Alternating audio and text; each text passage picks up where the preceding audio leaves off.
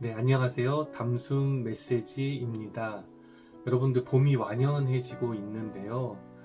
저는 그 초록 색깔이 기억이 나요.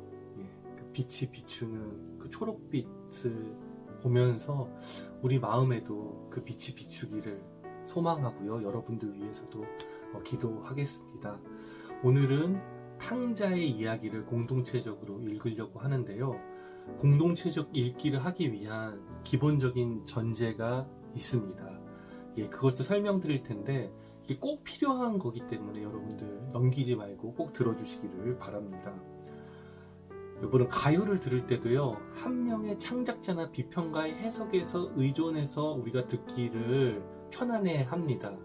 하지만 만약에 나름대로의 나의 해석을 가지고 있다면요, 예, 그렇다면 우리가 음악을 향유하는 방법이 조금 더 풍요로워지지 않을까라고 여러분들께 말씀을 드립니다. 네, 그러면서 제가 요즘에 이제 제 고등학교, 대학교 시절에 BTS 같았던 그 신해철이라는 가수의 좀 노래와 예전에 라디오 방송을 듣는 기회가 있었어요. 그분 입담이 보통이 아닌데 그 청취자들이 이렇게 물었어요. 그 민물장어의 꿈이라는 노래가 있는데 제가 배경음악으로 깔아 놓았는데요. 이 노래에 대한 원곡자의 해석을 물어봤을 때 신해철의 대답이 이렇습니다. 제가 쓴 가사의 의미를 나는 이런 의미였다고 해석하는 것을 그렇게 좋아하지 않아요.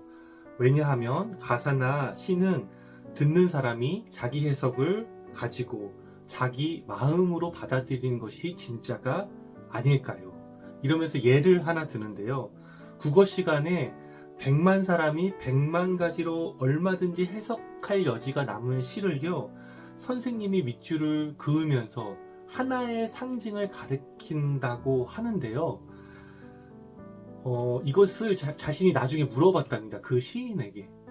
진짜 이렇게 해석했냐고 하면요, 다 아니라고 한다는 겁니다. 생각해 볼 여지가 있는 겁니다. 이렇게 보면서요, 저는 탕자의 이야기도요, 우리가 보통 하나님의 의도가 무엇일까, 또 교회의 전통적인 해석에 의존하는 경향이 강하고요. 이게 중요하다고 말씀을 드립니다. 이거는 공부가 필요합니다. 그래서 저도 10년 넘게 성서를 읽을 뿐만 아니라 신학을 공부한 건데요. 하지만 최종적으로는 자기 해석을 가지고요, 자기 마음으로 받아들이면서 그렇게 내 마음에 녹은 것들이 저절로 내 밖으로 터져 나올 때 그것이 진짜가 아닐까, 이런 질문을 좀 해버리게 돼요. 제가 문제의식을 가지고 있는 것은요, 질문 없이 이것이 답이라는 순종을 강요하는 신앙적인 방향이 삶에서 힘을 잃고요, 열광적인 찬양 집회가 끝난 후 남겨진 감정이 사그라들었을 때에 내가 고백하는 신앙은 무엇인가, 이것에 대해서 답해 보아야 한다고 말씀을 드립니다. 그래서 저는요, 기존의 신앙을 존중합니다. 하지만 여기서 부족한 한 가지에 대해서 여러분께 말씀을 드리려고 합니다. 조용히 성서를 한 손으로 들고 식탁에 앉아서 말씀을 읽는 시간의 낯섦과 불편함, 이것은 마치 무엇과 같냐면요, 여러분 미술 작품 앞에 한번 서 보십시오. 머리가 멍해지는 순간요, 여러분들 그 해석을 한번 읽어보고 싶은 마음이 듭니다.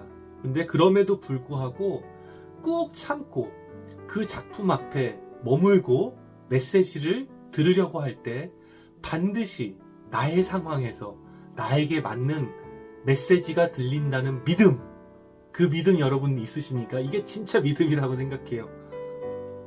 이런 믿음으로 바탕으로 해서요, 저희 가족과 함께 누가복음 15장 탕자의 이야기를 읽은 경험을 여러분들과 나누고 싶습니다. 공동체 읽기라는 것은요, 어렵지 않습니다. 누군가의 해설을요, 저만치 치우고 성서 본문을 함께 읽고 각자 생각과 마음을 먼저 나눈다면요, 얼마든지 서로에게 배울 수 있습니다. 예, 그렇다면요, 오늘의 본문을 한번 살펴보려고 합니다. 아버지의 재산을 요구하고 떠난 동생이 허랑방탕하게 살아가다가 재산을 탕진하고 거짓골을 하고 집으로 돌아왔습니다. 이 동생에 대한 형의 반응은 어떻습니까? 여러분 한번 대답해 보시겠어요? 네. 제가 드리고 싶은 오늘 본문의 핵심은요, 결말이 열려 있다는 겁니다. 결말이 열려 있다. 그러니까 최종적인 어떤 형의 반응이 나와 있지 않습니다. 본문을 한번 조금 더 자세히 한번 살펴볼게요. 지금까지 성실하게 아버지의 뜻을 따른 형은 아버지께 대들고 분노합니다. 왜냐하면 뻔뻔하게 망나니로 돌아온 동생과 그를 환대하는 아버지의 마음을 이해할 수 없었기 때문입니다. 우린 이것이 형의 반응이라고 생각하는데요. 여러분, 본문이 끝날 때까지 끝난 것이 아닙니다. 오늘 본문은 이렇게 마칩니다. 누가복음 15장 31절 32절인데요. 아버지가 형에게 이렇게 얘기합니다. 얘야, 너는 늘 나와 함께 있으니 내가 가진 모든 것을 다 내 것이다. 그런데 너의 이 아우는 죽었다가 살아났고 내가 잃었다가 되찾았으니 즐기며 기뻐하는 것이 마땅하다. 이렇게 아버지가 형에게 다가가서 그를 달래면서 아버지의 마음을 얘기하는데 그 이후에 반응은 나와 있지 않습니다. 이거 큰일 났네요. 성경이 혹시 분실된 게 아닐까요? 저는 이때 슈베르트의 교향곡 8번이 생각이 났어요. 미완성 교향곡인데요. 1악장과 2악장은 마치 완성된 작품처럼 완성도가 높습니다. 하지만 이것이 미완성작이라고 우리가 기억하는 이유는요, 그것은 3악장의 그 악보 스케치만, 완성되지 않은 스케치만 남아있기 때문입니다. 그래서 슈베르트가 사후 100년 되었을 때요, 이 슈베르트 교향곡 8번을 완성하기 위해서 콩쿠르를 연 적이 있습니다. 어떻게 보면 창작 콩쿠르이죠. 이 3악장의 스케치를 완성하는 것이 미션이었는데 그때 그 클래식 애호가들의 반응이 열광적이었다고 합니다. 그래서 저는요, 오늘 가족들에게 이 마지막 탕자 이야기를 완결하는 그 미션을 가지고 이번 주 주일 예배를 함께 드렸습니다. 저희 가족들도요, 보통은 예배 때 크게 반응하지 않습니다. 하지만 오늘 주제는 신선했나봐요. 그래서 가족들과 즐겁게 예배 드리는 시간을 가졌는데요. 저희 가족인 저와 아내와 그 딸 송이가 어떻게 대답했는지 먼저 차례대로 좀 나눠주고 싶어요. 먼저 송이가 나름 적극적으로 먼저 대답을 했습니다. 형은 아버지 말에 대해서 눈물을 흘리면서 네라고 대답했을 것 같다고 했어요. 눈물을 흘리면서 아버지의 마음을 받아들이기로 했다는 거죠. 특별히 반려동물을 밤낮으로 마음으로 돌보는 우리 딸의 따뜻한 감성을 느낄 수 있는 대답이었습니다. 저희 아내는요, 어떻게 대답했냐면요, 형의 입장도 중요하기 때문에 너무 급하게 아버지의 의견을 강요해서는 안 된다고 저에게 이야기를 해줬습니다. 굉장히 저는 일리 있는 의견으로 겸허하게 이것을 받아들이게 되었고요. 마지막으로 이제 제가 제 의견을 냈는데요.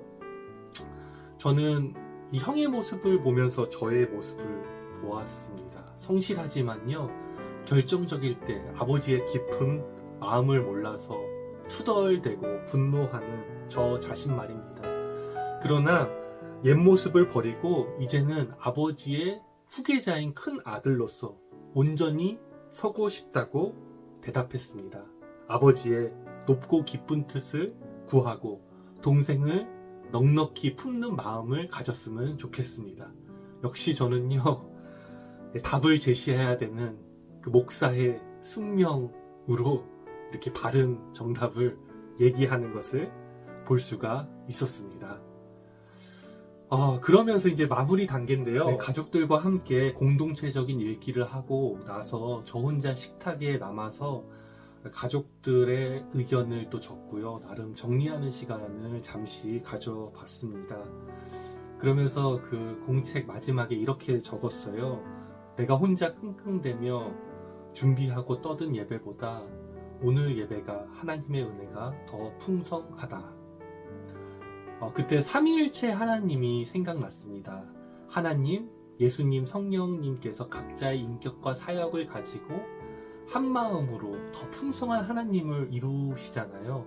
그것과 마찬가지로 우리 가족이 아빠, 엄마, 딸, 이 세 사람이 서로의 그 말씀 나눔에 귀를 기울이고 서로를 바라보게 될 때요, 하나님께서 우리 가족과 함께 하시고 세워가심을 경험하게 되었습니다. 제 안에서 절로 나오더라고요. 하나님, 우리의 하나님, 우리와 함께 해주셔서 정말 감사를 드립니다. 특별히 저는 목사로서 저한테 고질병이 있거든요. 그것은 뭐냐면 해석도 잘하고 말도 잘하죠. 근데 그 실천이 더디게 되는데 그 실천을 완성하기 위한 제 남은 조각들을 제 가족들에게서 발견하게 되었어요. 섬세하고 따뜻한 마음을 가진 저희 딸과 또 아주 지적으로 현실을 직시하면서 저를 위해 조언해주는 아내의 의견들, 이것들을 제 안에서 받아들이고 완성해 갈 때 주님께서 주신 저의 사명을 이제는 완성해 갈 수 있겠다. 작은 하나님 나라의 한 조각의 퍼즐을 맞춰서 그것을 이 땅에서 이루어갈 소망을 저는 그 비밀을 발견하게 되었습니다. 여러분들도 이런 소망이 있으시죠? 저는 그런 날이 속히 올 거라고 믿습니다. 우리 주님께서 우리 가운데 요청하시는 그 길로 가는 발걸음을요, 멈추지 말기를 간절히 부탁드립니다. 여러분들 혼자서 힘들면 가족이나 신앙적인 동지들과 함께 말씀을 펴고 함께 읽어보시면 어떨까라고 말씀을 드립니다. 누군가의 해석은 저만치 치워두고요, 오늘 이 시대 내 삶의 현장에서 어떻게 살아야 되는지 그 길을 함께 찾아봅시다. 이렇게 말씀드리는 이유는요, 내 삶의 그 신앙적 질문은요, 다른 누군가가 해결할 수 없고 오직 나만이 응답할 수 있기 때문입니다. 그러나 그 길에 우리가 들어선다면 온전히 하나님을 사랑하여 삶으로 보여주신 예수님이 그 길에서 우리와 함께 하시고 우리의 등을 밀어주시며 그 길을 끝까지 가도록 우리를 인도하신다는 것, 또 그 길의 끝에서는 아버지가 두 팔 벌리고 우리를 안기 위해서 수고했다 말씀하시기 위해 기다린다는 그 희망과 약속을 가지고 우리 끝까지 한 걸음 한 걸음 걸으면서 다음 한 주도 말씀으로 승리하는 한 주가 되기를 주님의 이름으로 축원합니다. 여기까지 담순 메시지였습니다.